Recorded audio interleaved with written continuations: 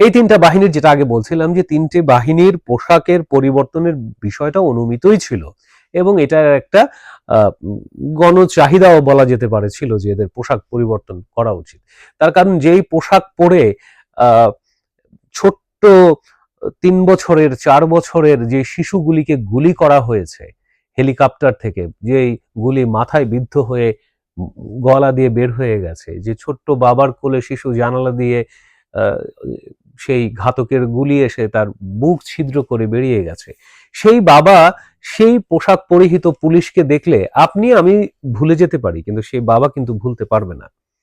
তার কাছে মনে হবে, কারণ তার কাছে সেই পোশাকটাই হচ্ছে হত্যাকারী। সেই পোশাকের ভেতরে কোন মানুষটি, এটি হয়তো আপনি আমি অনেক সময় নিয়ে অনেক বড় বড় কথা বলে জাজ করতে পারবো, কিন্তু যার প্রিয় সন্তান এই জুলাই আগস্টের গণহত্যার শিকার হয়েছে, তার কাছে এসব কথা ধোপে টিকবে না।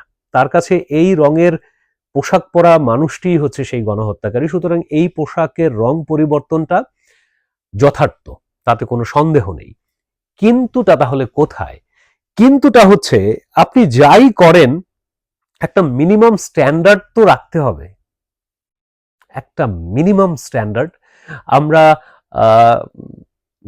আমরা জেনজির কথা বলি, এই এই আন্দোলনে কিংবা এই গণ অভ্যুত্থানে যাদের ভূমিকা বিশাল বড়, যাদের ভূমিকা একমাত্র নয়, এটাও মাথায় রাখতে হবে, কিন্তু অনেক বড় ভূমিকা, বরঞ্চ বলা চলে যে প্রধান ভূমিকা, এটা বলা যায় প্রধান ভূমিকা যে জেনজি কি চায় এবং আগামীর বাংলাদেশটা কেমন হবে, অ্যাটলিস্ট জেনজির চোখ দিয়ে দেখার চেষ্টা তো করা যেতে পারে, তাই না? যারা এখন এই মুহূর্তে বসে আছেন চেয়ারগুলিতে, আপনাদেরকে মনে রাখতে হবে আপনারা কিন্তু এই চেয়ারটা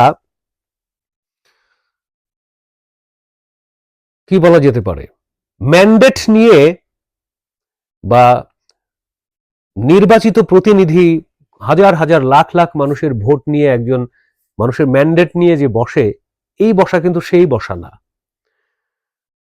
আপনারা ওই মানুষগুলো যেন এখানে বসতে পারে, ওই মানুষগুলোর যেন ভোটের অধিকার যেন সাধারণ মানুষরা ফিরে পায়, এই সব কিছুর জন্য আপনারা এখানে বসেছেন, এবং আমরা সবাই আপনাদেরকে সমর্থন দিয়েছি, সমর্থন দিচ্ছি এবং সমর্থন দেব। সুতরাং মানে পুরনো ধ্যান ধারণা, পুরনো মানসিকতা, পুরনো রুচি বোধ থেকে আপনারা আলাদা হবেন, এটাই তো আমাদের প্রত্যাশা, তাই না? কিন্তু অন্ততপক্ষে রঙের এই বিষয়টা, সিলেকশনটা নিয়ে একটা বড় ধরনের ধাক্কা আমি ব্যক্তিগতভাবে খেয়েছি। আমি যদি পুলিশকে আলাদা করি,